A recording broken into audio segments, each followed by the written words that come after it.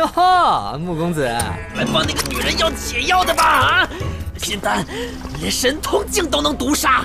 现在看来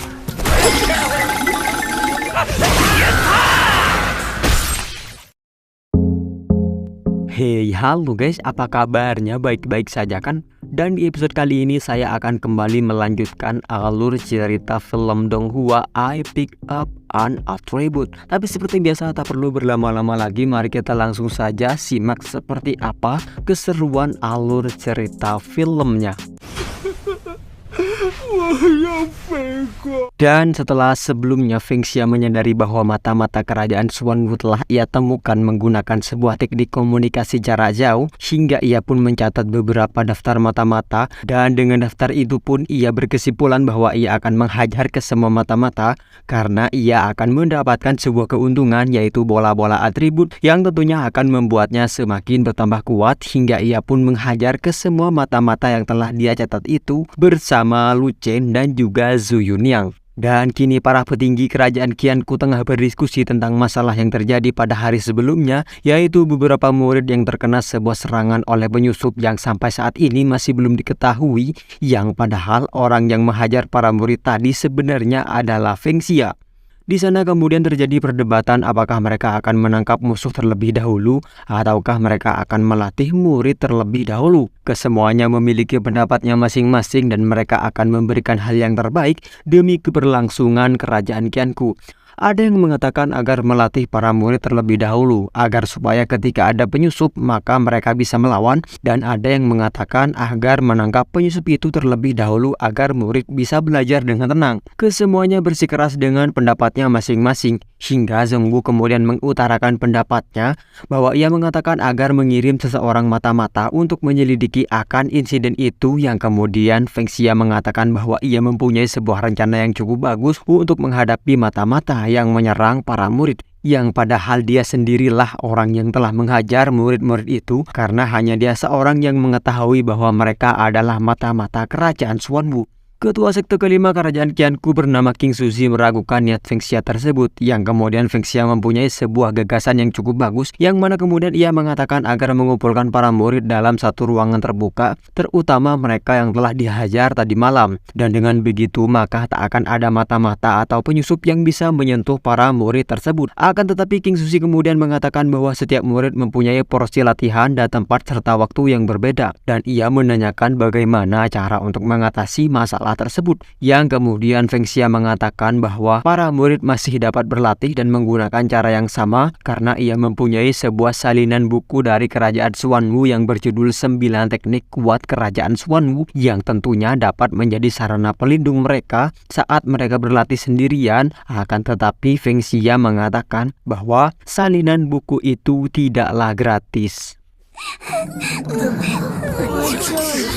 Ya, sudah pasti Feng Xia akan menghajar para tetua kerajaan Qianku tersebut, karena dengan mereka babak belur maka Feng Xia akan mendapatkan keuntungan, yaitu bola-bola atribut yang tentunya dapat membuatnya semakin bertambah kuat. Akan tetapi efek samping yang ditimbulkan tentu saja yaitu memar-memar dan lebam di sekujur tubuh para tetua tersebut, hingga beberapa saat kemudian dikumpulkanlah para murid-murid dalam suatu kawasan luas, yang mana Feng Xia akan mengacak-acak sistem frekuensi yang digunakan oleh Raja Mo. Dengan begitu ia akan mengetahui rencana apa yang akan dilakukan oleh Raja Mo melalui penyadapan yang Feng Xia lakukan, hingga beberapa saat kemudian Feng Xia pun akan menjalankan rencana lanjutan, yang mana ia akan menggunakan kekuatan teleportasi Zhu Yunyang dan akan ia gunakan untuk menemukan siapakah pelaku yang selama ini menggunakan teknik komunikasi jarak jauh. Sementara orang yang dimaksud yaitu Raja Mo kini tengah menggunakan teknik itu, namun ia mengalami hambatan, yang mana itu adalah ulah Feng Xia yang menggunakan para murid untuk mengacak-acak sistem frekuensi. Dikatakan mereka sudah 2 hari di sana, hingga beberapa raja dari sekte yang lain yang bersekutu dengan kerajaan Xuanwu terlihat begitu kecewa karena peristiwa tersebut. Apalagi mereka telah memberikan begitu banyak harta yang berharga kepada Raja Mo demi terwujudnya keinginan mereka untuk menundukkan kerajaan Qianku.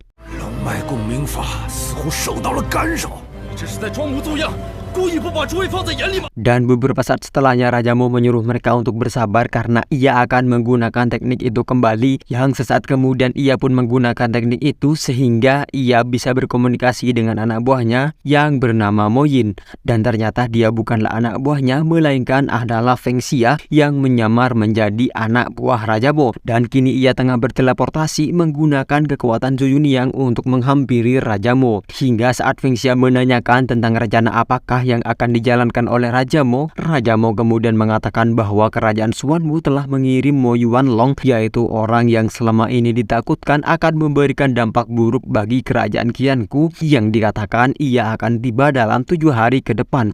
Hingga Raja Mo mengatakan agar mata-matanya jangan sampai putus kontak dengannya, agar penyerangan mereka bersama Mo Yuanlong akan berjalan dengan sukses dan tanpa hambatan. Hingga saat Zhu Yunyang merasa kelelahan karena sedari tadi ia telah menggunakan kekuatannya untuk berteleportasi, Raja Mo kemudian menyadari bahwa ada sesuatu yang aneh, yang kemudian diketahuilah bahwa yang ia dengar bukanlah anak buahnya melainkan adalah Feng Xia yang menyamar menjadi anak buahnya.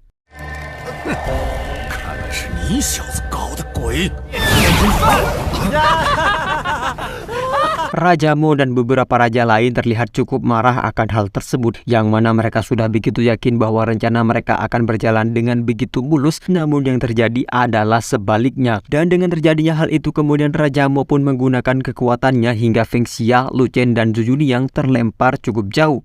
Dan menurut Feng Xia, hal tersebut membuatnya cukup kerepotan karena ia menyadari bahwa kekuatan Raja Mo tak bisa diremehkan, yang mana kemudian ia mempunyai siasat untuk mengatasi hal tersebut dan ia meminta Zhu Yunyang serta Lu Chen untuk bekerja sama dengannya, dan ia akan menjelaskan tentang rencana apa yang akan dijalankan agar mereka bisa mengatasi kekuatan Raja Mo. Hingga saat semua rencana sudah ia jelaskan pada mereka, Raja Mo pun dengan kemarahannya langsung menyerang Feng Xia tanpa ragu sedikit pun.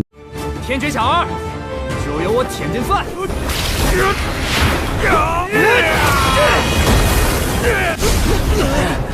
老太竟对你这种黄狗，能不能成功？ Hingga saat Feng Xia merasa cukup lelah untuk bertarung kembali, dia pun kemudian mengharapkan Zhu Yunyang dan Lu Chen berhasil menjalankan rencana yang telah mereka bangun. Dan ternyata Zhu Yunyang menggunakan kekuatan racunnya yang tentunya akan membuat Raja Mo cukup merasa kewalahan untuk melawan Feng Xia kembali. 好的单挑呢？ 该轮到我了。 怎么还没完事儿啊？不知道啊。 我要去陪他。 Para tetua sekte atau kerajaan yang lain kemudian keheranan mengapa Raja Mo dengan begitu mudah dikalahkan oleh Feng Xia, hingga mereka menanyakan siapakah Feng Xia yang sebenarnya, yang kemudian Feng Xia menjawab bahwa ia kini adalah penguasa kerajaan Qianku yang pertama, yaitu Cao Haisheng, yang tentunya para tetua kerajaan tersebut tidak akan mempercayai hal tersebut dengan begitu mudah karena memang fakta yang sebenarnya Feng Xia hanya mengaku-ngaku sebagai Cao Haisheng untuk menakut-nakuti para musuh kerajaan Qianku, apalagi dikatakan bahwa Cao Haisheng telah meninggal pada 700 tahun yang lalu. Mereka benar-benar tak mempercayai hal tersebut karena itu adalah hal yang sama sekali tak bisa diwujudkan meskipun Cao Haisheng bisa mencapai ranah Juan Dan, yaitu ranah tertinggi yang bisa dikuasai oleh seseorang. Dan untuk mengelabui mereka agar mereka percaya pada Feng Xia, maka Feng Xia pun menunjukkan peta pedang untuk membuat mereka semakin percaya bahwa kini kerajaan Qianku dilindungi oleh orang yang sangat kuat, yaitu Cao Haisheng, yang sebenarnya adalah Feng Xia, agar mereka mengurungkan niat untuk menyerang kerajaan Qianku. 这是何物？那么诸位，安心上路。 Dan beberapa saat setelahnya bangkitlah Raja Mo yang kemudian ia mengatakan bahwa hal tadi hanyalah tipuan belaka, dan ia berpesan pada tetua yang lain agar tak mudah percaya akan apa yang dikatakan oleh Feng Xia tadi. Hingga kemudian ia berpesan agar segera melaporkan hal tadi yaitu bahwa terdapat seseorang yang cukup kuat dan ia akan meminta pengadilan untuk mengirim lebih banyak orang lagi sebagai upaya untuk menyerang kerajaan Qianku. Sementara kedua tetua kemudian tengah membicarakan hal yang menimpa para murid yang terjadi di episode sebelumnya, hingga mereka membicarakan tentang bagaimana caranya untuk mengalahkan Mo Yuanlong yang dikatakan adalah orang yang paling kuat dari kerajaan Xuanwu. Hingga saat Feng Xia menanyakan bagaimana cara mengevakuasi para murid sebelum Mo Yuanlong tiba, Master Lei Xiao mengatakan bahwa ia sempat ingin membawa para murid pergi dari kerajaan Qianku untuk menyelamatkan mereka melalui terowongan, akan tetapi mata-mata kerajaan Xuanwu malah menggagalkan hal tersebut, yang sampai saat ini ia mengatakan bahwa para mata-mata itu belum diketahui identitasnya masing-masing. Akan tetapi Feng Xia kemudian mempunyai sebuah rencana yang cukup bagus, namun sebelum itu ia kemudian menunjukkan para daftar murid kerajaan Qianku yang sebenarnya mereka adalah mata-mata dari kerajaan Xuanwu yang menyamar menjadi murid kerajaan Qianku. Hingga beberapa saat kemudian Yuan menanyakan dari manakah Feng Xia mendapatkan daftar tersebut, karena para nama yang ada di daftar itu adalah korban yang tadi malam diserang oleh orang misterius. Hingga sesaat kemudian Feng Xia pun mengaku bahwa dialah orang misterius itu dan membuat kedua tetua tersebut cukup tercengang akan fakta tersebut. Feng Xia kemudian menjelaskan fakta yang sebenarnya pada ketua-tetua tersebut, yang kemudian Master Lei Xiao terlihat begitu marah dan ia sempat ingin menghajar para murid yang selama ini sebenarnya mereka adalah mata-mata dari kerajaan Xuanwu. Akan tetapi Feng Xia kemudian menghentikan Master Lei Xiao karena ia mengatakan bahwa ia masih mempunyai rencana yang cukup bagus dan ia akan menggunakan para mata-mata tersebut sebagai sarana untuk menyerang balik kerajaan Xuanwu, yang mana para mata-mata itu akan ia gunakan untuk mengirim berita bohong pada kerajaan Xuanwu tentang lokasi jalan rahasia untuk mengevakuasi para murid, dan dengan begitu mereka akan menggunakan jalur evakuasi rahasia yang lain yang tentunya tak diketahui oleh kerajaan Xuanwu. Hingga kemudian kedua tetua tersebut mengatakan bahwa itu adalah rencana yang bagus dan mereka akan menjalankan rencana tersebut. Akan tetapi sebelum itu Feng Xia mengatakan bahwa jika ia bisa sampai pada ranah Juandan dalam waktu dekat, maka mereka bisa mengantisipasi serangan Mo Yuanlong dengan ranah Juandan yang Feng Xia kuasai. Akan tetapi Lu Chen kemudian muncul dan mengatakan bahwa ranah Juandan bukanlah ranah yang bisa diraih dengan mudah, dan Lu Chen tak akan serta-merta bisa membantu Feng Xia untuk meraih ranah itu. Akan tetapi Lu Chen berpesan bahwa ia akan membantu Feng Xia untuk sampai pada ranah alam Sudan terlebih dahulu, dan itu membuat Feng Xia cukup senang dibuatnya.